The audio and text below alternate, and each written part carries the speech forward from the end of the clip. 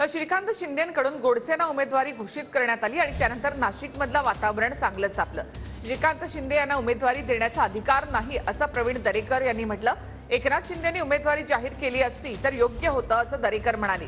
तर पक्षाचा निर्णय होईल तेव्हा उमेदवारी अधिकृत मानणार असं दिनकर पाटील यांनी म्हटलंय। काल खासदार श्रीकांत शिंदेंनी नाशिकमध्ये हेमंत गोडसे यांची उमेदवारी जाहीर केली होती आणि त्यानंतर आता त्यावर भाजपकडून तीव्र नाराजी व्यक्त केली जाते। श्रीकांत शिंदे यांच्याकडून गोडसे यांची उमेदवारी काल जाहीर करण्यात आली। त्यानंतर इच्छुक उमेदवार असलेले दिनकर पाटील यांनी नाराजी व्यक्त केली। भाजपकडून देखील यावर तीव्र प्रतिक्रिया आल्या। आप्पा गोडसे यांनी या ठिकाणी सांगितलं की मुख्यमंत्री साहेबांना सांगा की प्रभू श्रीरामांचा दृश्यमान जो आहे हा नाशिकमध्येच या ठिकाणी राहिला पाहिजे। मी त्यांना या ठिकाणी सांगू इच्छितो की आपला दृश्यमान जो आहे तो या नाशिकमध्येच या ठिकाणी राहणार आहे आणि पुन्हा एकदा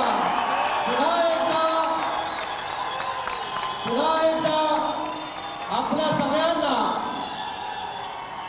हेमंत आप्पा गोडसे यांना तिसऱ्यांदा लोकसभेमध्ये पूर्ण बहुमताने हे आपल्याला त्या ठिकाणी पाठवायचं आहे। श्रीकांत शिंदे ही काय अथॉरिटी नाहीये।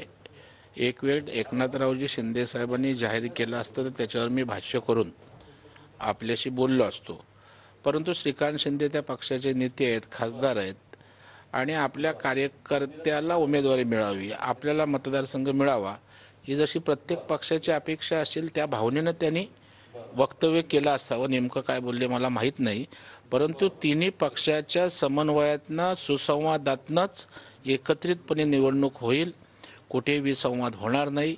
पक्ष निर्णय जेव्हा होईल तेव्हा अधिकृत उमेदवारी असणार आहे, त्यामुळे चिंता करायची गरज नाही। पक्षश्रेष्ठी जागा जाहीर करतील, जागा वाटप होईल आणि त्यानंतर दिल्लीहून या उमेदवारांची कोणताही उमेदवार असो त्याची उमेदवारी जाहीर केली जाते। मात्र श्रीकांत शिंदे यांनी काल ज्या पद्धतीची घोषणा केली त्याच्यावरून भाजपमध्ये नाराजी असल्याचं बोललं जात आहे। आता त्यांना समजेल ते, याचा काय अर्थ समजायचा?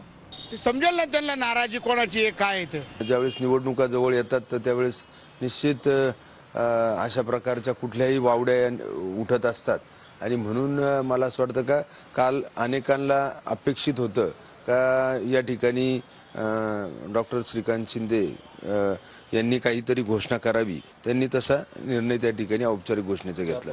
शिवसेना पक्षाच्या नावावरती आणि धनुष्यबाण चिन्हावरती ज्या 18 जागा आम्ही निवडून आलो होतो त्या 18 जागा आम्हाला मिळाव्यात असा आमच्या पक्षाचे मुख्य नेते आणि मुख्यमंत्री शिंदे साहेब यांच्याकडे सर्वच खासदारांचा आग्रह आहे की आम्हाला 18 जागा